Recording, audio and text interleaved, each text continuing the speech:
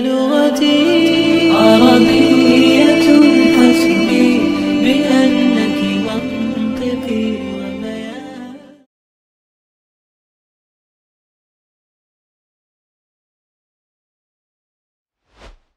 বিয়ে মানব জীবনের একটি সুখ পর্বের নাম এবং রাসূল সাল্লাল্লাহু আলাইহি ওয়াসাল্লাম এর অন্যতম সুন্নাহ। শরীয়তে বিবাহকে বিধিবদ্ধ করার অন্যতম কারণ হলো মানুষ যাতে বিয়ের মাধ্যমে নিজের ঈমানকে পরিপূর্ণ করতে পারে, গুনাহ থেকে বাঁচতে পারে। হযরত আনাস ইবনু মালিক রাদিয়াল্লাহু তাআলা আনহু থেকে বর্ণিত হয়েছে, রাসূলুল্লাহ সাল্লাল্লাহু আলাইহি ওয়াসাল্লাম ইরশাদ করেন, যে ব্যক্তি বিয়ে করলো তার ঈমানের অর্ধেক পূর্ণ হয়ে গিয়েছে, বাকি অংশের জন্য সে যেন আল্লাহ তাআলাকে ভয় করে। বিয়ে ঈমানের অর্ধেক হওয়ার রহস্য হলো অন্য হাদিসের মধ্যে জিহ্বা ও লজ্জাস্থানকে মানুষের ধ্বংস হওয়ার অন্যতম কারণ সাব্যস্ত করা হয়েছে। এ দুটো অঙ্গ হেফাজতকারীর জান্নাতে যাওয়ার ব্যাপারে স্বয়ং রাসূল সাল্লাল্লাহু আলাইহি ওয়াসাল্লাম জিম্মাদারি নিয়েছেন। যে ব্যক্তি আমাকে তার দুই চোয়ালের মাঝের অংশ এবং দুই পায়ের মাঝের অংশের সংরক্ষণের ব্যাপারে ওয়াদা করবে, আমি তার জান্নাতে যাওয়ার ব্যাপারে দায়িত্ব নিয়ে নিলাম। সহিহ বুখারী। এই হাদিস দ্বারা বোঝা যায় দুই পায়ের মাঝের অংশ অর্থাৎ লজ্জাস্থান সংরক্ষণ মানুষের জান্নাতে যাওয়ার অন্যতম শর্ত। আর বিয়ে লজ্জাস্থান হেফাজতের সবচেয়ে কার্যকরী পন্থা, কারণ বিয়ের মাধ্যমে মানুষ লজ্জাস্থান কেন্দ্রিক গুনাহ থেকে বাঁচতে পারে। তাই হাদিসের মধ্যে অর্ধেক শব্দ দিয়ে বাহ্যিক কোনো পরিমাণ বোঝানো হয়নি, বিয়ের গুরুত্ব বোঝানো হয়েছে। এটা স্পষ্ট করে বুঝতে এই ব্যাপারে আমরা আরো একটি হাদিস দেখতে পারি। আল্লাহ তাআলা যাকে নেককার বিবি দান করেছেন তাকে যেন তিনি দিনের অর্ধেকাংশ পূরণে সাহায্য করলেন, অতএব সে যেন এখন দিনের বাকি অংশ প্রতিপালনের ব্যাপারে আল্লাহ তাআলাকে ভয় করে। নেককার বিবি জান্নাতে যাওয়ার অন্যতম সহযোগী।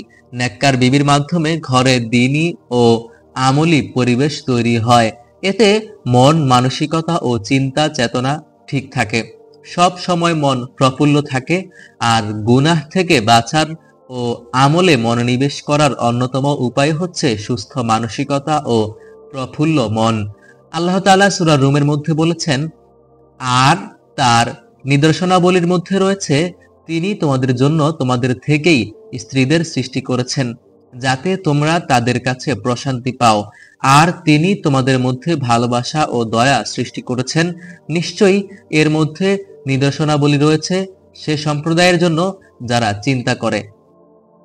মুদ্রা কথা, বিয়ের মাধ্যমে একজন মানুষ তার ঈমানকে অনেকাংশেই পূরণ করতে পারে এবং বহু গুনাহ থেকে বাঁচতে পারে। হাদিসের মধ্যে আমরা এর আরো প্রমাণ পাই। হে যুবকের দল, তোমাদের মধ্যে যে ব্যক্তি বিয়ে করার সামর্থ্য রাখে সে যেন তা করে নেয়, কারণ বিয়ে চোখ অবনতকারী এবং লজ্জাস্থানকে হেফাজতকারী। আর যে ব্যক্তি বিয়ে করার সামর্থ্য রাখে না সে যেন রোজা রাখে, কেননা রোজা যৌন উত্তেজনাকে দমিয়ে রাখে। সহিহ বুখারী। এসব হাদিস দ্বারা বোঝা যায় বিয়ে মানুষের ঈমান আমল পরিশুদ্ধ করার জন্য অন্যতম সহায়ক। আমাদের দিনদার তরুণ তরুণীরা বর্তমানে এসব হাদিস জেনেই বিয়ের প্রতি উদ্বুদ্ধ হচ্ছে। এটা বেশ আশা জায়গা নিয়ে ব্যাপার।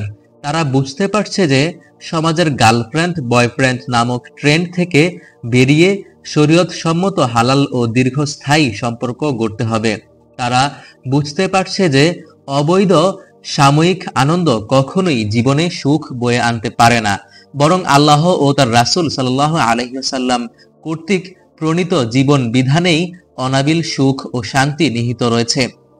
সমাজের রন্ধ্রে রন্ধ্রে এখন অশ্লীলতাকে প্রমোট করা হচ্ছে। এর পক্ষে বিভিন্ন বুদ্ধিজীবী প্রশ্নবোধক চিহ্ন ও নেটিজেনরা মতামত দিচ্ছে। সমকামিতা ও ট্রান্সজেন্ডারের মতো ধ্বংসাত্মক কাজকে ব্যক্তি স্বাধীনতা বলে বুলি আওড়ানো হচ্ছে। এর পক্ষে সাফাইও গাওয়া হচ্ছে। অথচ সমকামিতার কারণে কওমে লূতকে আল্লাহ তাআলা তাদের আবাস ভূমি উল্টে দেওয়ার মতো ভয়াবহ শাস্তি প্রদান করে ধ্বংস করে দিয়েছিলেন। অথচ এমন ধ্বংসাত্মক কাজকেই আজ আমাদের সমাজে ব্যক্তি স্বাধীনতা বলে অভিহিত করা হচ্ছে। এদিকে মিডিয়ার অশ্লীলতা ও যৌন আবেদনময়ী বিভিন্ন কন্টেন্টের প্রচারের ফলে তরুণ তরুণীদের নৈতিক অধঃপতন হচ্ছে। শারীরিক সম্পর্ক স্থাপনের সুযোগ থাকলে তারা হারাম উপায়ে সেটা করছে, সুযোগ না থাকলে মাস্টারবেশন সহ বিভিন্ন উপায়ে নিজেই নিজেকে ধ্বংস করছে। এসব সমস্যার সমাধান স্বরূপ সময় মতো বিয়েকে কার্যকরী পন্থা ধরা হচ্ছে। অনলাইন অফলাইনে ক্যাম্পেইন করা হচ্ছে। প্রচুর অর্থ ঢেলে বিয়ের আয়োজনের বিপরীতে ইসলামী নিয়মে স্বল্প খরচে বিয়ের ব্যাপারে উদ্বুদ্ধ করা হচ্ছে। এসব কাজ অবশ্যই অ্যাপ্রিসিয়েট যোগ্য, বর্তমান সময়ের হিসেবে অবশ্যই খুব প্রয়োজনীয়। তবে এসব সময়মতো বিয়ের ক্যাম্পেইনগুলোতে বাস্তবতা বিবর্জিত বেশ কিছু ফ্যান্টাসি কাজ করে, আর বেশিরভাগ তরুণ তরুণী এসব ফ্যান্টাসিতে ডুবে থাকে। ফলে সময়মতো বিয়ে নিয়ে এত ক্যাম্পেইন হওয়ার পরও খোদ ক্যাম্পেইনারদের বড় অংশই সময়মতো বিয়ে করতে পারছে না। আবার কারো কারো বিয়ে হয়ে গেলেও এতদিনের ফ্যান্টাসির জগৎ থেকে বাস্তবতায় ফিরে আসার পর সে বুঝতে পারে এখন সে কুলহীন সমুদ্রে পড়ে গিয়েছে, যেখান থেকে ফিরে আসার কোনো পথ নেই। তখন সে এক টুকরো খড়কুটো ধরে বেঁচে থাকার আশায় অন্ধকারেই হাতড়াতে থাকে। কিন্তু দিন শেষে সংসার নামক কুলহীন এই সমুদ্রে সে একাকী ভাসতে থাকে। কারো ক্ষেত্রে বিরূপ ফলাফল দেখা যায়, যার বাস্তব নমুনা আমাদের আশেপাশে খুঁজলে অহরহ পাওয়া যাবে। আমরা কিছু কেস পর্যালোচনা করলে বিষয়টি আরো সহজে বুঝতে পারবো ইনশাআল্লাহ। Case number 1। আব্দুল্লাহ, ছদ্মনাম, ঢাকার এক মধ্যবিত্ত মুসলিম পরিবারের এক ছেলে। বাবা মোটামুটি দিনের বুঝ রাখেন, কিন্তু ছেলে তার মন মতো হয়নি। এক কথায় উচ্ছৃঙ্খল বলা চলে। ইন্টারমিডিয়েট পড়াকালীন বাসা থেকে অনেকবার বোঝানো হয় পড়ালেখার পাশাপাশি কিছু একটা কাজ যেন সে করে। এতে মধ্যবয়স্ক বাবার আয় রোজগারের চিন্তা কিছুটা কম হবে। এই তো সেদিনও বাসায় এ নিয়ে বেশ ঝগড়াঝাটি হলো। মা বললেন, পাশের ফ্ল্যাটের সুমন, ছদ্মনাম, ও তো ইন্টারেই পড়ে, ওর মাসিক আয় কত জানিস তুই? 1 লাখ টাকার কাছাকাছি। বাবা হারা এতিম ছেলেটা একা বাসার সব খরচ টানে, 2 বোনকে পড়ালেখা করায়। এরপর শুনলাম নিজের বিয়ের জন্য নাকি এখন থেকে টাকা জমায়। আর তুই কি করলি গাধা? কে শুনে কার কথা? আব্দুল্লাহ বাসা থেকে রাগ করে বেরিয়ে যায়। এর কয়েক মাস পর মহল্লার মসজিদের তাবলিগের সাথী ভাইরা তাকে বুঝিয়ে শুনিয়ে তাবলিগে নিয়ে যায়। বেশ ভালো কথা। মহল্লায় ফিরে আসার পর 3 দিন তাবলিগে সময় দেওয়ার তার মাঝে টুকটাক পরিবর্তন দেখা যায়। এ সুবাদে দিনই কিছু বইপত্র সংগ্রহ করে সে। এছাড়া অনলাইনেও বেশ কয়েকজন আলেমের বয়ান শোনা শুরু করে। এর কিছুদিন পর হঠাৎ তার মধ্যে বিয়ের আগ্রহ মাথা ছাড়া দিয়ে উঠে। ব্যাপারটা বাসায় জানাজানি হলে বাসার সবাই আবার তার প্রতি মনক্ষুণ্ণ হয়। মা বলে, তুই সবে ইন্টার পড়ছিস, কামাই নেই এক আনাও, বিয়ে করে বউকে কি খাওয়াবি? তখন সে মাসআলা শুনিয়ে সবাইকে মোটামুটি ফাসেক সাব্যস্ত করে ফেলে। সন্তান সাবালক হয়ে গেলে বিয়ে না দিলে সন্তান যদি কোনো গুনাহ করে তাহলে এর দায়ভার বাবা মায়ের উপর পড়ে। সদ্য শেখা এই হাদিসটিও সে বলতে ভুলেনি। তার অসহনীয় চাপাচাপিতে মাস 6 পর তাকে বিয়ে করিয়ে দেয় বাবা মা। বিয়ের পর বিবিকে নিয়ে বাবা মায়ের সাথেই থাকা শুরু করে সে। কিন্তু মধ্যবয়স্ক একজন বাবা আর কতদিন ছেলের পরিবার টানবেন? তার তো নিজের পরিবার চালাতেই হিমশিম খেতে হয়। ফলে বছর পেরবার আগেই শুরু হয় ছেলের সাথে বাবা মায়ের মনোমালিন্য। একে তো ছেলের পড়ালেখা কম হওয়ার কারণে তেমন কোনো চাকরিও পাচ্ছিল না, আবার অন্য কোনো দক্ষতা না থাকার কারণে কিছু করতেও পারছিল না। ফলে এক পর্যায়ে বেকার হয়েই বসে থাকতে হয় তাকে। এই মনোমালিন্য ধীরে ধীরে বউ শাশুড়ির ঝগড়ার রূপ নেয়। কেস 2। আব্দুর রহমান, ছদ্মনাম, আব্দুর রহমান সম্ভ্রান্ত পরিবারের ছেলে। এলাকায় সারাদিন ঘোরাঘুরি করাই যেন তার প্রধান কাজ। বয়সও অল্প। তার উচ্চবিত্ত পরিবারে টাকা পয়সার কোনো সমস্যা নেই। এসএসসির পর ফেসবুকে বিয়ে বিষয়ক একটা গ্রুপে কানেক্টেড হয় সে। তাদের লেখাজোখা পড়ে বিয়ের জন্য পাগল পাড়া হয়ে পড়ে সে। বাবা মায়ের একমাত্র আদরের সন্তান অবশেষে জোর করেই যেন বিয়ে করে বসে। বিয়ের প্রথম কয়েক মাস অতিবাহিত হওয়ার পর তার ভেতরকার পুরনো স্বভাব আবার জেগে ওঠে।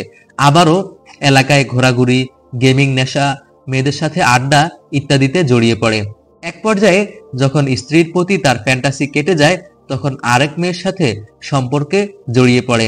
ফলাফল বিয়ের 1 বছরের মাথায় বিবাহ বিচ্ছেদ। উপরের দুটি কেস তো পড়লেন, এর মানে এই নয় যে এমন ঘটনা কেবল ছেলেদের ক্ষেত্রেই ঘটছে। মেয়েদের পক্ষ থেকেও যা ঘটছে তার সংখ্যা নেহায়েত কম নয়।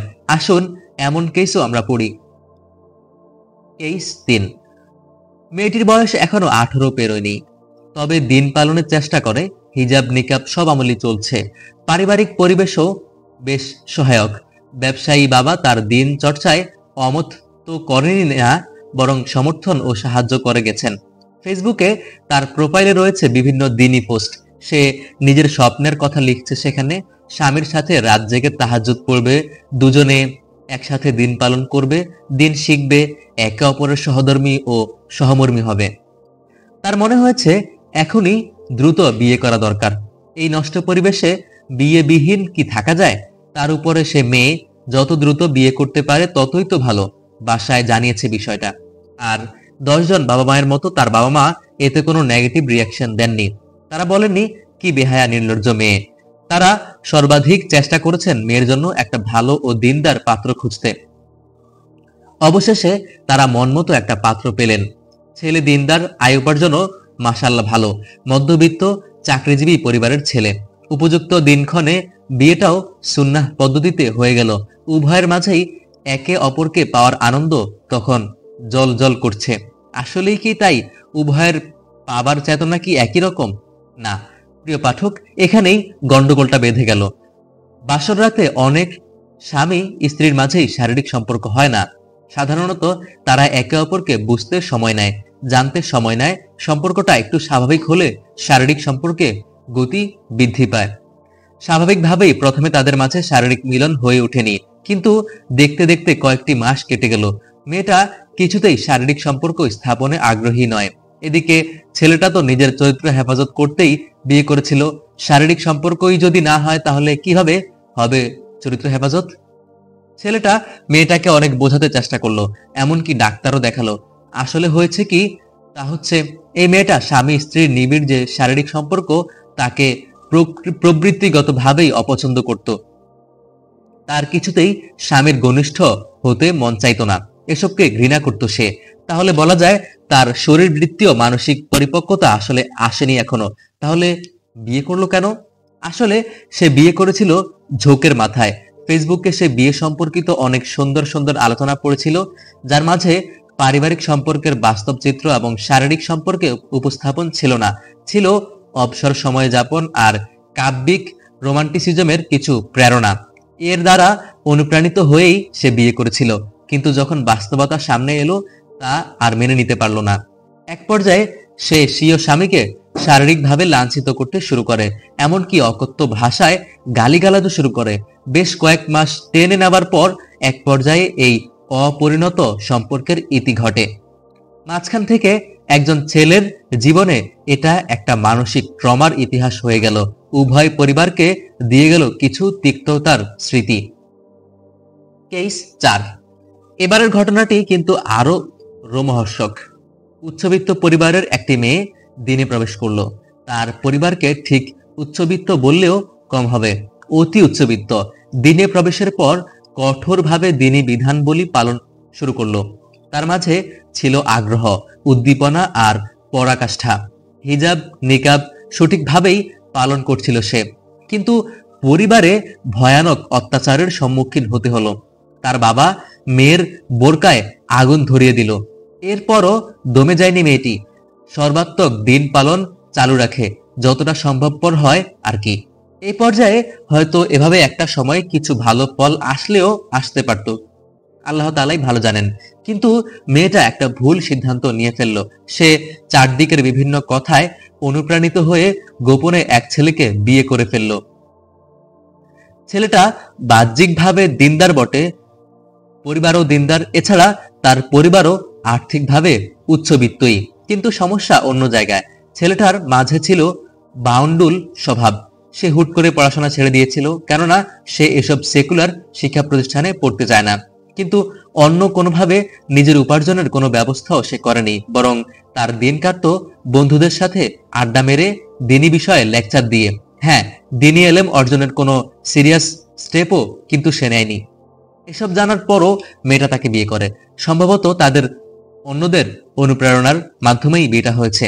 তখন অনেকেই বলেছে এই ভাইটা দিনের ব্যাপারে খুবই সিনসিয়ার, এমনকি পড়াশোনাও এজন্য ছেড়ে দিয়েছে। এমন জটিল পরিস্থিতিতে এই মেয়ের উচিত ছিল এমন কাউকে বিয়ে করা যে তাকে সাপোর্ট দিতে পারবে, তার সহমর্মী হতে পারত, তার কষ্টগুলো ভাগ করে নিতে পারত। কিন্তু সে এসব না দেখে কেবল দিনদারি দেখে বিয়ে করে ফেললো, যা আপাতত বাহ্যিক ছিল। তাদের অবস্থা তো এমন হয়ে যায় যে উভয়ে একান্তে অবস্থান করবে এমন কোনো ঠিকানাও তাদের ছিল না।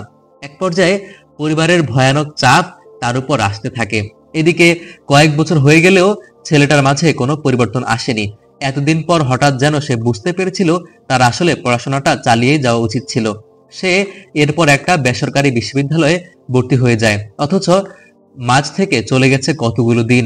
তার স্ত্রী এখন তার থেকে ক্লাস অনেক সিনিয়র। মেয়ের পরিবারে এই বিয়ের কথা জানা ছিল না। তার ক্যারিয়ার, বিয়ে এসব নিয়ে তাকে ভয়ানক চাপ দেয়, অথচ তার স্বামী রত্নটি তাকে ন্যূনতম সমর্থনও জোগাতে ব্যর্থ হয়। আদৌ চেষ্টা করেছিল কিনা তাও আমাদের জানা নেই। মেয়েটা এই চাপের সামনে এক পর্যায়ে ভেঙে পড়ে। এদিকে স্বামীর ব্যবহার দেখে ও দিনী কমিউনিটির অন্যান্যদের অবস্থা দেখে সে এক পর্যায়ে ক্ষুব্ধ হয়ে দিন থেকেই বের হয়ে যায়। বর্তমানে সে এক্সট্রিম সেকুলার জীবনযাপন করছে, যা উল্লেখ করে পাঠকদের বিব্রত করতে চাই না। এমন হাজারো কেস আমাদের আশেপাশে খুঁজলেই অনেক পাওয়া যাবে। পাঠকের কাছে প্রশ্ন, এই কেসগুলোর মূল সমস্যাটা কোথায়? অল্প বয়সে বিয়ে করা? মোটেই না। মূল সমস্যাটা হলো তাদের ফ্রি ম্যারেজ কিছু প্রস্তুতির অভাব। বিয়ের আগে তারা ছিল স্বপ্নে বিভোর। বিয়ের পর দুজন মিলে একসাথে বারান্দা বিলাস করবে, একসাথে রিকশায় বসে শহর ঘুরে দেখবে, বৃষ্টি বিলাস করবে, দুজনে একসাথে কফি বানিয়ে খাবে। কিন্তু বিয়ের পর যখন তারা চোখ ডলতে ডলতে বাস্তবতায় ফিরে আসে, তখন তাদের ভুল ভাঙে। তখন তারা বুঝতে পারে বিয়ে মানেই শুধু রঙিন স্বপ্ন নয়, বিয়ে মানেই রিকশায় হুড তুলে শহর ঘুরে বেড়ানো নয়, বিয়ে মানেই দুজন একসাথে বসে চায়ের কাপে ভালোবাসার ঝড় তোলা নয়, বরং বিয়ে মানে দায়িত্ববোধ। সারা জীবন একটি মেয়ের পাশে থাকা, একটি ছেলের পাশে থাকা, তার আস্থার জায়গা হওয়া, অনাগত একজন মানুষের দায়িত্ব নিতে প্রস্তুত হওয়া। কিন্তু তখন যেন তাদের বড্ড দেরি হয়ে গেছে, ফলে সংসার নামক উত্তাল সমুদ্রে তারা খেই হারিয়ে ফেলে। তাই যেসব তরুণ তরুণী সময় মতো বিয়ের প্রস্তুতি নিচ্ছেন, তারা কিছু বিষয় মাথায় রাখলেই এসব সমস্যা এড়াতে পারবেন বলে আশা করছি। বিষয়গুলো আমরা পয়েন্ট আকারে উল্লেখ করার পূর্বে একটা কথা বলে নিচ্ছি। লেখাগুলো সময় মতো বিয়ের ব্যাপারে অনুৎসাহিত করার জন্য নয় কোনোভাবেই, বরং সময় মতো বিয়েটা যাতে নির্ঝঞ্ঝাট হয়, বিয়ের পর যাতে কোনো ধরনের সমস্যার সম্মুখীন হতে না হয়, এবং বিয়ের পূর্বে কোনো ধরনের ফ্যান্টাসি যাতে মনের ভেতর কাজ না করে, এটাই উদ্দেশ্য।